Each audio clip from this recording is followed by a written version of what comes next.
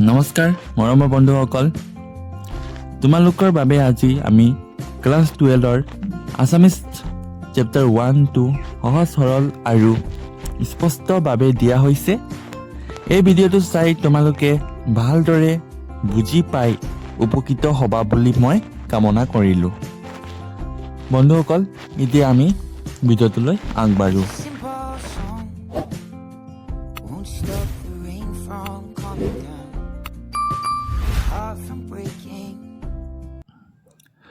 Assamese chapter 1 মোৰ মাতৃমুখ দৰ্শন, এইটো কোনে লিখিছিলে? লক্ষীনাথ বেজবৰুৱা। এই পাঠটি দ্বিতীয় বাৰ্ষিকীৰ বাবে হয় আৰু আজি আমি ইয়াৰ লেখক পৰিচিতি বা ইম্পৰ্টেণ্ট কুৱেশ্যনখিনি আমি ইয়াত ডিছকাছ কৰিম। ইয়াত আছে সাহিত্য ৰথী লক্ষীনাথ বেজবৰুৱাৰ জন্ম ক'ত আৰু কেতিয়া হৈছিলে। তাৰপিছত আছে ওপৰফালে চোৱা বেজবৰুৱাৰ আত্মজীৱনীখনৰ নাম কি, আৰু তাৰ আছে মোৰ জীৱন সোঁৱৰণ। এইটো ইম্পৰ্টেণ্ট কুৱেশ্যন হয়, তোমালোকে এইটো দুটা চাই থ'বা। আৰু নেক্সটলৈ যাওঁ আমি। ইয়াত আছে ফাৰ্ষ্টটো চোৱা ছেকেণ্ড পেৰাগ্ৰাফটো। ইয়াত আছে জোনাকী আলোচনীৰ সম্পাদক কোন আছিল বুলি ক'লে, এইটো হ'ল চন্দ্ৰকুমাৰ আগৰৱালা। ইয়াৰ উত্তৰটো নাই ইয়াত, কিন্তু মই কৈ দিছোঁ তোমালোকক জানি থ'বৰ কাৰণে। ইয়াত আছে আৰু ইয়াৰ ধেমালীয়া নাটক, কবিতা, চুটি গল্প, সাধুকথা, হাস্যভংগ ৰচনা, আৰু আছে তোমাৰ তত্ত্বমূলক গ্ৰন্থ। আৰু ইয়াত আছে ডক্টৰ নগেন শইকীয়া সম্পাদিত, এইটো আছিলে মোৰ মাতৃমুখ দৰ্শনৰ ক'ৰ পৰা সংগ্ৰহ কৰা হৈছিল এইটো কথাটো আছে। তাৰপিছত অসম সাহিত্য সভাৰ অধিৱেশন কিমান, কেতিয়া, ক'ত, এইটো চাই থ'বা। বন্ধুসকল, এতিয়া একেবাৰে আমি লাষ্টৰ পেজত যাওঁ। লাষ্টৰ পেজত ইম্পৰ্টেণ্ট কেইটামান দিয়া হৈছে, এইটো হৈ গ'ল। এতিয়া আমি লাষ্টৰ পেজত চোৱা 26 নম্বৰ পেজ। ইয়াত আছে চাৰিগৰাকী অসমীয়া ছাত্ৰ সাহিত্যিক চাৰিটাৰ নাম আছে। ইয়াত আছে কি, দুটামান পঢ়ি দিছোঁ, ৰমাকান্ত বৰকাকতি, ঘনশ্যাম বৰুৱা আদিকৈ এনেকুৱা আছে। এইটো আছিলে কমেডি অফ হিৰ'জ অনুবাদ কৰা ব্যক্তিসকল। এতিয়া আমি তললৈ আহিছোঁ। তলত দিয়া হৈছে মোৰ মৃগ কি বুলি উল্লেখ কৰা হৈছে। ইয়াত উল্লেখ কৰা হৈছে কোম্পানীয়ে মোক তেওঁলোকৰ জংঘলৰ কাম মেনেজ কৰিবৰ নিমিত্তে সম্বলপুৰলৈ পঠিয়াই দিলে আৰু মোৰ দৰমহা 200 টকা হ'ল। এইটো শ্বৰ্ট কুৱেশ্যন আহিব পাৰে। লক্ষীনাথ বেজবৰুৱাৰ দৰমহা কিমান আছিলে সম্বলপুৰত বুলি ক'লে 200 টকাকৈ। আৰু ইয়াত আছে 1970 চনৰ ছেপ্টেম্বৰ মাহত, এইটো চাবা। তাৰপিছত ইমানেই আছিলে ইয়াৰ ইম্পৰ্টেণ্ট লেখক পৰিচিতি। এতিয়া আমি তোমালোকৰ ফ্ৰেণ্ড আছে, গ্ৰুপ আছে, তাত শ্বেয়াৰ কৰি দিয়া। তোমালোকৰ বাবে এটা ভাল এটা সহজ সৰল ভিডিঅ' তোমালোকৰ কাৰণে আগবাঢ়িছোঁ। এতিয়া আমি আহি প্ৰশ্নত যাওঁ। বন্ধুসকল, ইয়াত দিয়া হৈছে মোৰ মাতৃমুখ দৰ্শন শীৰ্ষক পাঠটো ক'ৰ পৰা সংগ্ৰহ কৰা হৈছে। এইটো তোমালোকৰ দিয়া আছে ডক্টৰ নগেন শইকীয়া সম্পাদিত বেজবৰুৱাৰ ৰচনাৱলী প্ৰথম খণ্ডৰ পৰা লোৱা হৈছে। আৰু 2 নম্বৰটোপে দিয়া আছে সম্বলপুৰ ভাৰতৰ কোনখন ৰাজ্যত অৱস্থিত। তোমালোকে শ্বৰ্ট কুৱেশ্যন কেইটা লিখি ল'বা ভিডিঅ'টো ৰখাই পেলাই। মই তোমালোকৰ কাৰণে এতিয়া শ্বৰ্ট কুৱেশ্যনটো পঢ়িলে ভিডিঅ'টো বেছি দীঘল হৈ যাব। সেয়েহে এতিয়া আমি নেক্সট কুৱেশ্যনলৈ যাওঁ। 2 নম্বৰীয়া আৰু 3 নম্বৰীয়া। 1 নম্বৰ, এইটো 2 নম্বৰীয়া প্ৰশ্ন উত্তৰ হয়। মোৰ মাতৃমুখ দৰ্শনত পাঠটিৰ নামাকৰণ তাৎপৰ্য কৰা বুলি দিয়া হৈছে। ইয়াত আছে তোমালোক উত্তৰটো বুজাই দিছোঁ। কামৰ বাবে আৰু উৰিষ্যাৰ সম্বলপুৰত থাকিবলৈ যোৱা সাহিত্যৰথী বেজবৰুৱাই কামৰ কাৰণে বহুত দিন মাতৃভূমি অসমলৈ আহিব পৰা নাছিল প্ৰায় কিমান 1.5 বছৰ। এই কথাটো লেখকে ইয়াত ৰিজাইছে, সেয়েহে নামটো হৈছে মোৰ মাতৃমুখ দৰ্শন বুলি।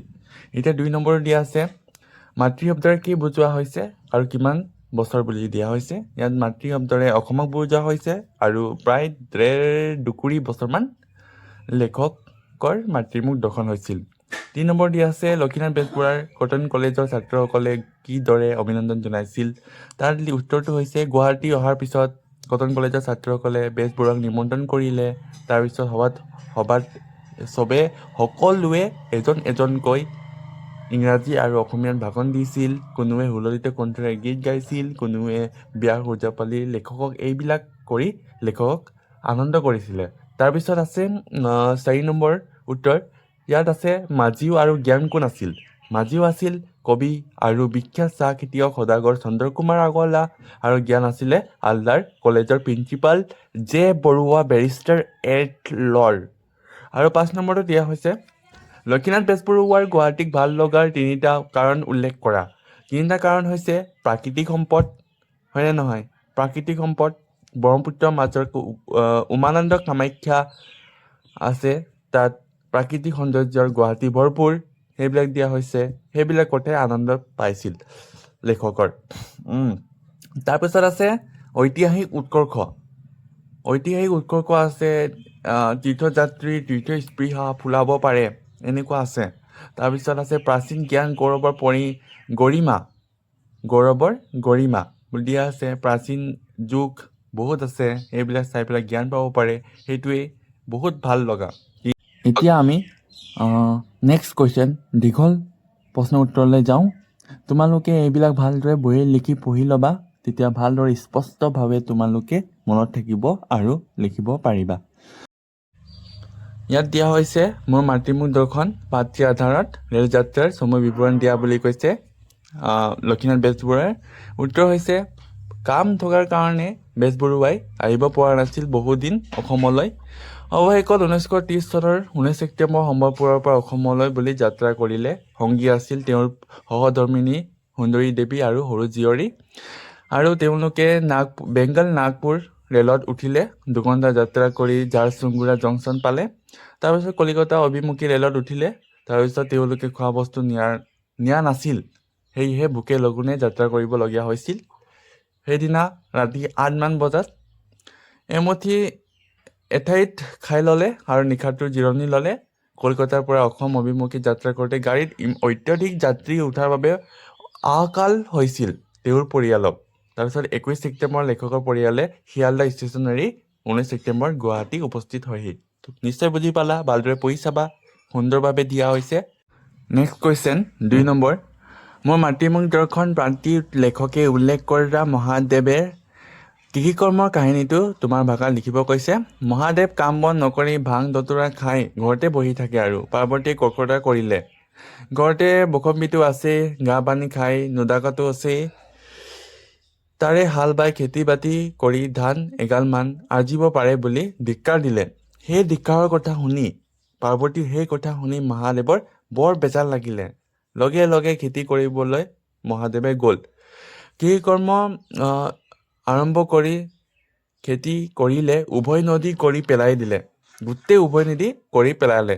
তাৰপিছত খোৱা বোৱা খোৱা গুচি গ'ল। ঘৰলৈ আহিবলৈ এৰিলে। ইফালে সিতে বিপৰীতে হোৱাত সমস্যাত পৰিল।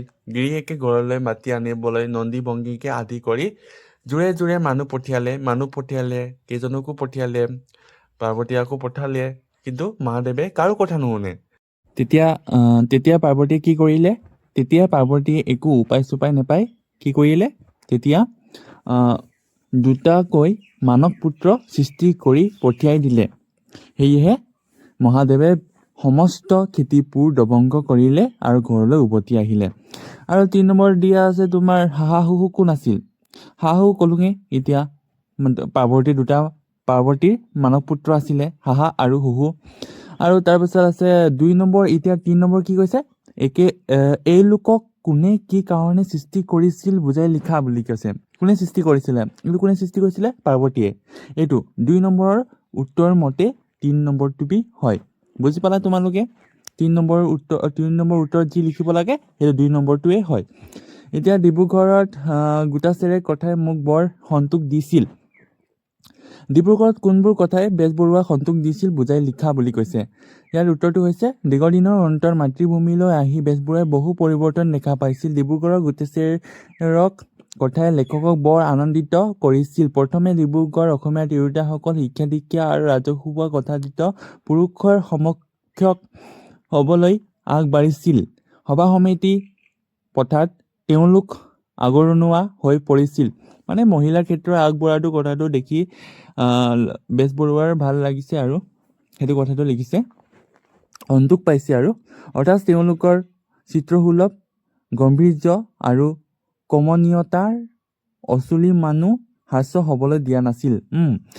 একো মানে ভালদৰে কৰিছে আৰু মহিলাকেইটা কেনেকৈ আগবাঢ়িছে সেইটো কথাটো দিয়া হৈছে। তাৰপিছত ইয়াত আছে দেখিও লেখকক মনত সন্তোষ পাইছিল। এইবিলাক দেখি লেখকক সন্তোষ পাইছিল। তাৰপিছত ইয়াত দিয়া আছে থিয়েটাৰৰ বাবে অসমীয়া চিত্ৰবিদ ডেকাসকলে অঁকা ছবি এনে সুন্দৰ আছিল যে সেইবোৰ কলিকতাৰ নিপুণ চিত্ৰবিদ ডেকাসকলে অঁকা ছবিতকৈ কোনো গুণে কম নাছিল। নাট্যক লাট ডিব্ৰুগড়ৰ শান্তন্ত ঘৰৰ ডেকাসকলে আশাতীতভাৱে উন্নতি কৰিছিল।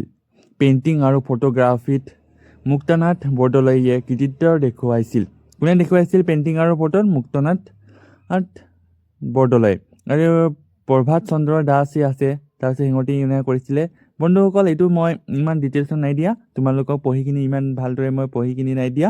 তোমালোকে বহীত সুন্দৰভাৱে লিখা আছে। মই ভিডিঅ'টো বেছি দীঘল নকৰোঁ বুলি এনেকৈ শ্বৰ্টকৈ ওপৰে কৈ দিছোঁ। এতিয়া 5 নম্বৰটো চাই ল'বা। নাট মঞ্চায়নৰ ক্ষেত্ৰত মৌলিক নাটৰ অভিনয় সৰহ কৰিবলৈ পৰামৰ্শ দি বেজবৰুৱাই কৈছিল যে বিদেশী নাটক মঞ্চায়ন কৰাত তেওঁ বৰ সন্তোষ পালেও ঘোৰ বিৰোধী নহয়। ঘোৰ বিৰোধী একো নহয়। ভাল বিদেশী নাটকৰ উৎকৃষ্ট ভাৱ সম্পদেৰে অসমীয়া সাহিত্যৰ সৌন্দৰ্য বঢ়োৱাটো অতি শোভন কথা বুলিও তেওঁ উল্লেখ কৰিছে।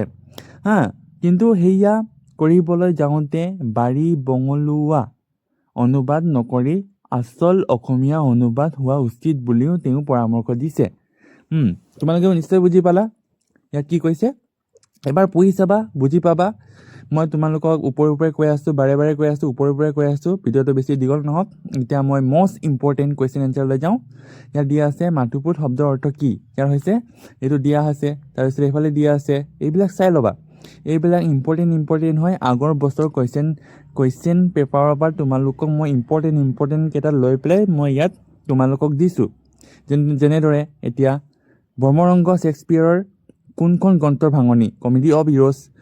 ইয়াত দিয়া হৈছে যেনেদৰে 23, ইয়াত আছে 9 নম্বৰটো ইয়াত লিখা আছে প্ৰশ্নবিন্দুৰ ইয়াৰ ছাইডত 23। ইয়াৰ যেনেদৰে এইটো প্ৰশ্নটোত আছে 20। এইবিলাক হয় 2020 চন 2023 চন অহাকেইটা সেইটো হয় এইবিলাক এইকাৰণে 20 বুলি দিছোঁ। ইয়াত চোৱা, ইয়াত আছে কি যথা নিযুক্তি স্মৃ তথা কৰুমী এই পদফাকিৰ অৰ্থ কি? অৰ্থ বুলি কৈছে এইটো হৈছে বেজবৰুৱাৰ কথাটোৱে কৈছে। যেনেকৈ প্ৰায় 30-40 বছৰ পাছত সাহিত্যৰথী লক্ষ্মীনাথ বেজবৰুৱা মাতৃভূমি অসমলৈ ঘূৰি আহে। কিমান চনত? 1930 চনৰ 22 ছেপ্টেম্বৰ তাৰিখে তেওঁ গুৱাহাটীত উপস্থিত হয়। হয়নে নহয়? এইখিনি কথা লিখিব লাগে। ইয়াত মই ভালদৰে তোমালোকক দিছোঁ। তোমালোকে ইয়াত নোট কৰি লোৱা, বহি লিখি লোৱা। তাৰপিছত আজিয়ে চাইছা যদি এই ভিডিঅ'টো আজিয়ে লিখি ল'বা। তোমালোকৰ কাৰণে বহুত গুৰুত্বপূৰ্ণ আৰু বহুত আগলৈকে তোমালোকৰ প্ৰয়োজন হ'ব এই প্ৰশ্নখিনি। এটা কৈ দিছোঁ বন্ধুসকল। এতিয়া তোমালোকৰ কাৰণে এটা মষ্ট ইম্পৰ্টেণ্ট দি দিছোঁ। এটা কুৱেশ্যন এটা দিছোঁ, তোমালোকে নিজে কৰিবা। নোৱাৰিলে কমেণ্টত মোক জনাবা। লক্ষ্মীনাথ বেজবৰুৱা কিয় অসমীয়া চুটি গল্পৰ জনক বুলি কোৱা হয়? বন্ধুসকল, এইটো হৈছে 2017 চনৰ ইম্পৰ্টেণ্ট কুৱেশ্যন। তোমালোকে কৰিবা। যদি নোৱাৰা মোক কমেণ্টত জনাবা। আশা কৰোঁ তোমালোকে ভিডিঅ'টো চাই বুজি পাইছা আৰু লাইক, শ্বেয়াৰ, ছাবস্ক্ৰাইব কৰি ল'বা আৰু নাজানিলে সুধিব নেপাহৰিবা। ধন্যবাদ। It's a simple song, won't stop the rain from coming down, your heart from breaking.